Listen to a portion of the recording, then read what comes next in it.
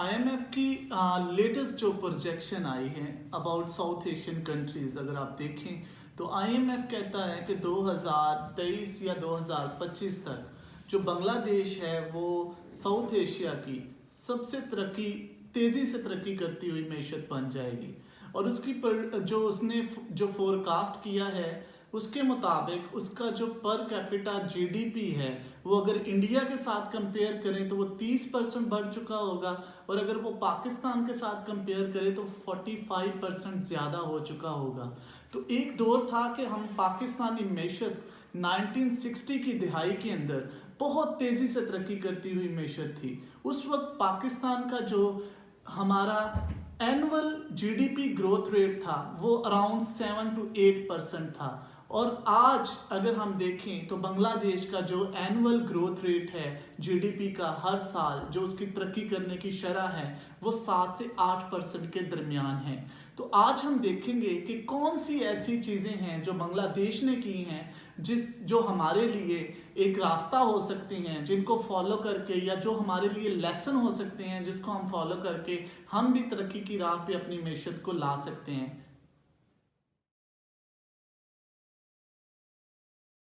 देखें तो कुछ लोगों का ख्याल है कि जो हमारी ग्रॉस डोमेस्टिक प्रोडक्ट होती है या हमारा मुल्क की जो खाम पैदावार होती है ये तरक्की को जांचने की एक अच्छी मेजर नहीं होती। इसके साथ हमें और भी अवामल देखने चाहिए कि हमें फिर पता चल सके कि कौन सा है ऐसा तरीका है जिससे बांग्लादेश ने तरक्की की है। तो अगर आप देखें कि बुनियादी अवामल जो हैं जो बांग्लादेश की तरक्की में आजकल कार फरमा है, उसमें जो सबसे इम्पॉर्टेंट चीज़ है वो है बांग्लादेश का हेल्थ सेक्टर। अगर आप हेल्थ सेक्टर को देखना चाह रहे हैं तो सबसे पहला इंडिकेटर है जिसे हम कहते हैं इन्फेंट मोर्टेलिटी रेट, यानी कि जो बच्चे पैदा होते हैं, अगर 1000 बच्चे पैदा हों तो बांग्लादेश में 2019 में जो 1000 बच्चे में सिर्फ 22 बच्चे हैं जो है बेहतर हेल्थ सर्विसेज ना मिलने की वजह से फौत हो जाते हैं। लेकिन अगर पाकिस्तान में देखें तो ये तादाद जो है वो 2 गुना से भी ज़्यादा है, क्योंकि पाकिस्तान में 1000 बच्चे जब पैदा होते हैं तो उनमें तकरीबन 60 बच्चे जो हैं उनको सेहत की बुनियादी सहूलतें अवेलेबल नहीं होती, जिसकी वजह से वो पैदा होते 1 साल की उम्र तक फौत हो जाते हैं। उसके बाद अगर आप देखें तो जो बुनियादी चीज़ है जिसे बांग्लादेश ने जिसके ऊपर फोकस किया है और जिसकी वजह से आज वो साउथ एशिया की सबसे उभरती हुई मैशत में उसका नाम आ रहा है, तो वो है उसका लिटरेसी रेट।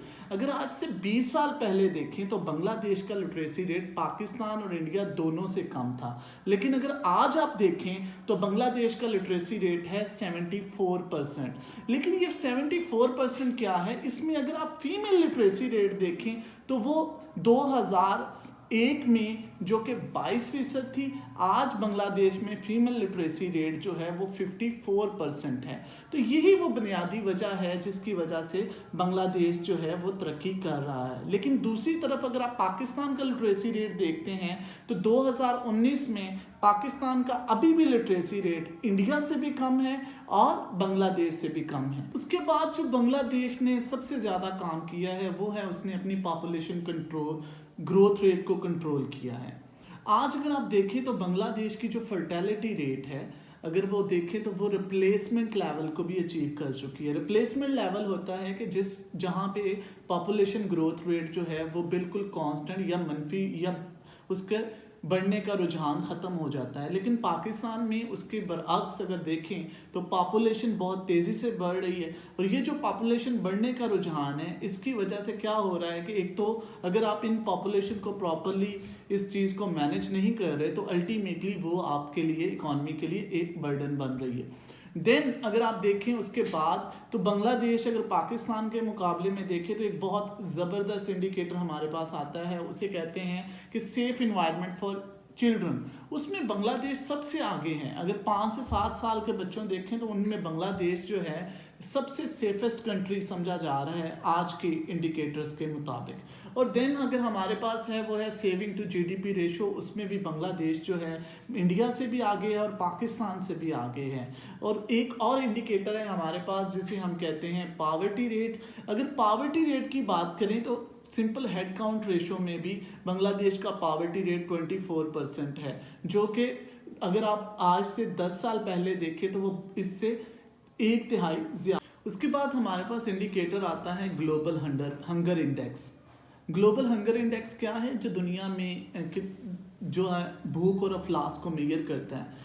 तो अगर एक ज़माना था कि 1970 और 80 की दिहाई में बांग्लादेश जो है वो साउथ एशिया में सबसे ज़्यादा, अगर आप कहें, भूख और अफलास बांग्लादेश में पाई जाती थी। लेकिन अगर आज आप 2020 में देखें तो दुनिया में अगर 107 कंट्रीज़ हैं तो उनमें बांग्लादेश जो है वो 76 नंबर पे है।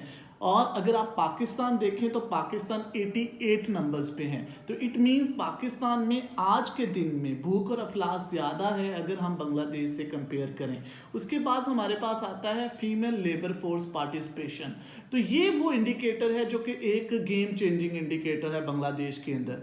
अगर आप देखें 2001 में जो फीमेल लेबर फोर्स पार्टिसिपेशन थी, यानी कि औरतों का मौशी जो एक्टिविटीज़ के अंदर जो है पार्टिसिपेशन, वो 15% थी, लेकिन आज बढ़ के ये 37% हो गई है। दूसरी तरफ पाकिस्तान में अगर हम देखें तो ख़वातीन जो हैं वो आबादी का निस्फ हैं, यानी कि हमारी 10 करोड़ अब की आबादी जो है वो ख़वातीन पे बेस करती है, और उनमें सिर्फ और सिर्फ 37% यानी कि 37% ख़वातीन हैं जो कि हमारी माशी एक्टिविटीज़ में जो है जिनका पार्टिसिपेशन है। उसके बाद हमारे पास इंसानी तरक्की को या मुल्क की तरक्की को जज करने के लिए हमारे पास एक बहुत अहम इंडिकेटर होता है जिसे हम कहते हैं ह्यूमन डेवलपमेंट इंडेक्स, जो कि हर साल कैलकुलेट किया जाता है। तो अगर आप 2020 में देखें तो ह्यूमन डेवलपमेंट इंडेक्स यानी कि इंसानी तरक्की का जो पैमाना है उसमें बांग्लादेश जो है 189 कंट्रीज़ में से बांग्लादेश जो है वो 136वें नंबर पे आता है। और अगर आप पाकिस्तान देखें तो आज भी 150 और 152 के दरमियान